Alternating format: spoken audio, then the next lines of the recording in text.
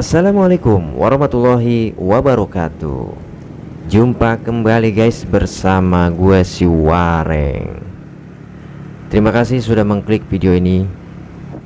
Dan buat teman-teman yang baru bertemu dengan channel si Wareng ini, mohon dukungannya, mohon keikhlasannya untuk mensupport channel si Wareng ini agar semakin berkembang ke depannya dan bermanfaat tentunya.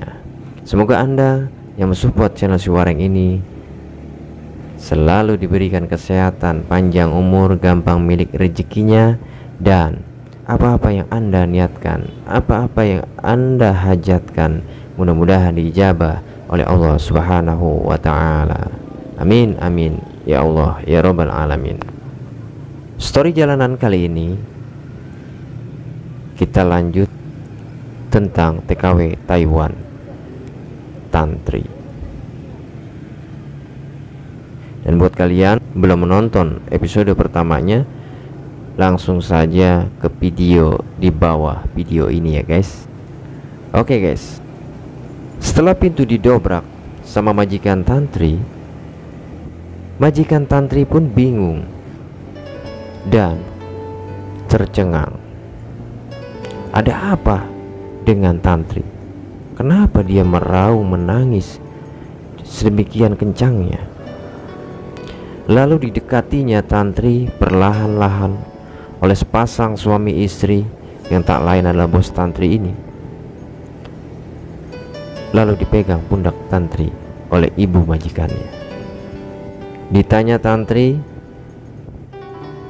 perihal apa, Tantri tidak bisa menjawab. Tantri hanya menangis dan menangis. Lalu bos Tantri yang baik hati ini kepada Tantri memberikan nasihat-nasihat. Dan pada akhirnya Tantri pun terbuka kepada bosnya ini.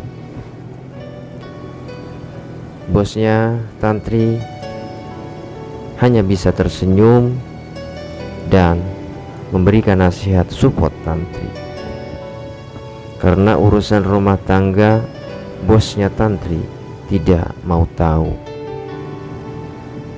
Itu keputusan semua itu hanya kepada Tantri.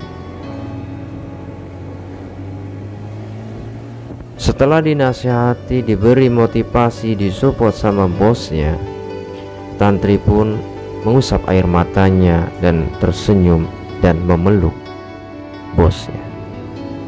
Karena bosnya Tantri ini sangatlah baik kepada Tantri karena kejujuran Tantri. Bos Tantri ini semakin suka dan semakin sayang kepada Tantri dan sudah dianggap bagian dari keluarga bosnya Tantri itu sendiri. Singkat cerita, setelah kejadian itu, Tantri pun menelepon suaminya dan meminta diceraikan oleh suaminya pada saat itu juga.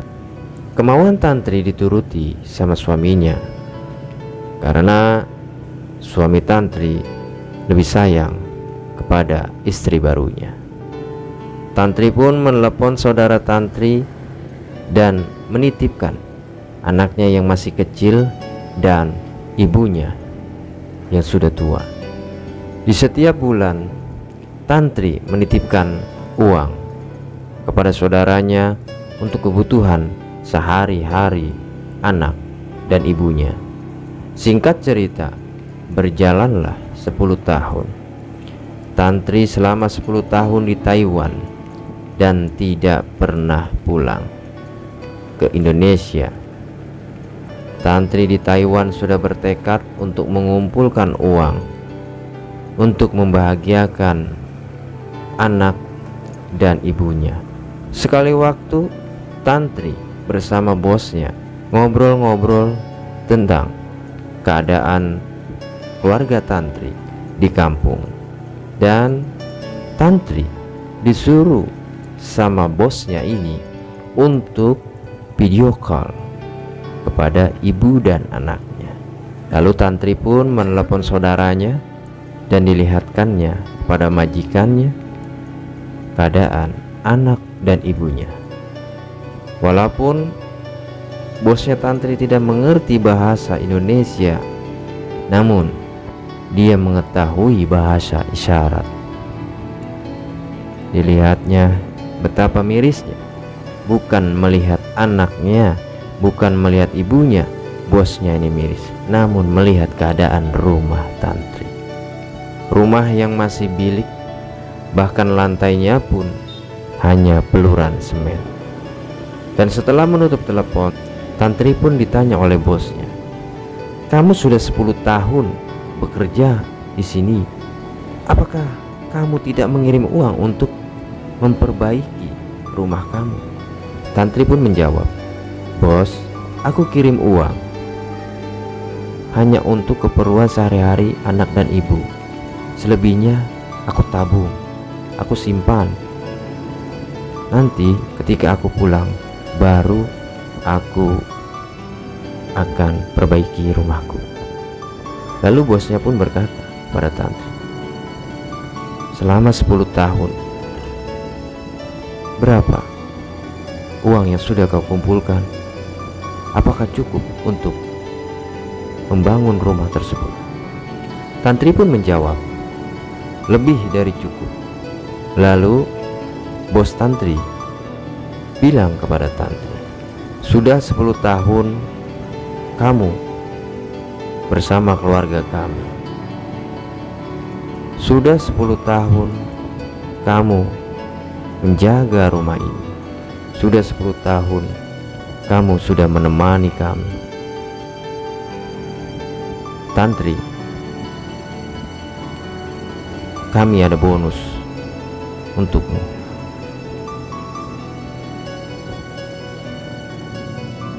Kami akan buatkan rumah untuk keluargamu dan dirimu. Pulanglah, pulanglah kamu dan buatlah rumah yang nyaman untuk keluargamu."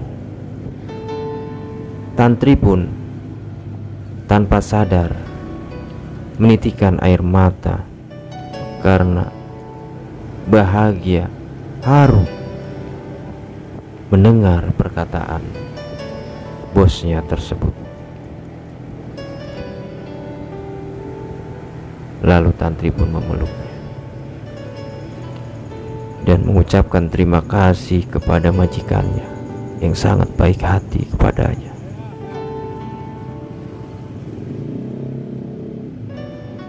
Singkat cerita, pada akhirnya Tantri pun pulang ke Indonesia.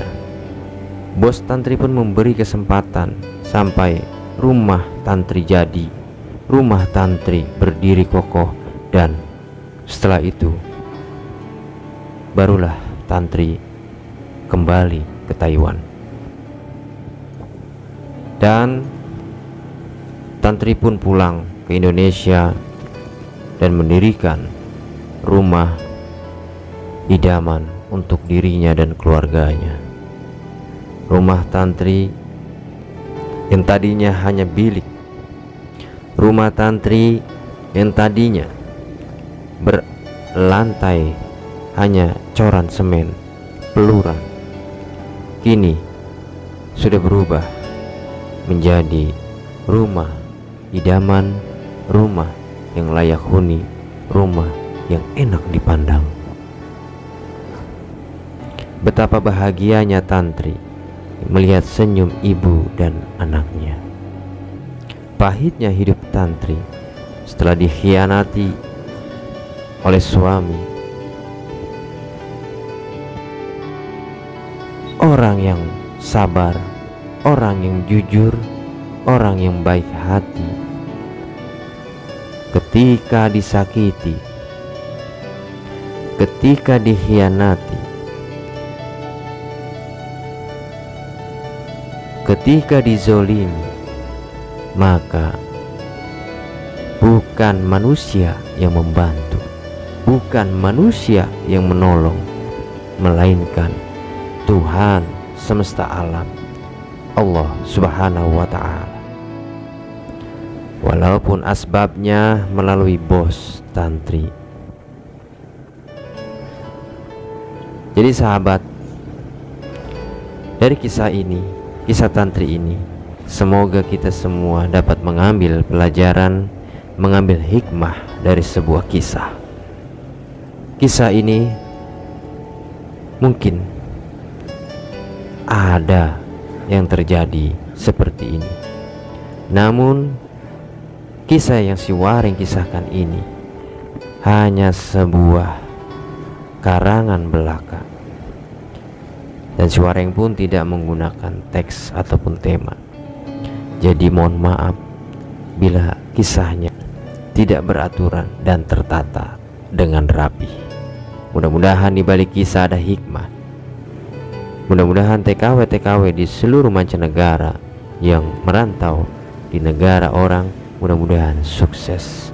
Mudah-mudahan apa-apa yang diniatkan, yang dicita-citakan, merantau jauh dari kampung halaman, mudah-mudahan diberi kesehatan, kesuksesan, dan keberkahan. Tetaplah jadi orang yang sabar, jujur, dan berbanyak berdoa. Mungkin hanya itu saja kisah kali ini. Dan bila Anda mempunyai kisah, bila Anda mempunyai ide cerita, jangan ragu, jangan malu, kirimkan saja kisah Anda ke si Waring Official di nomor telepon yang sudah tertera di deskripsi. Terima kasih banyak atas perhatian. Mohon maaf atas segala kekurangan. Assalamualaikum warahmatullahi wabarakatuh.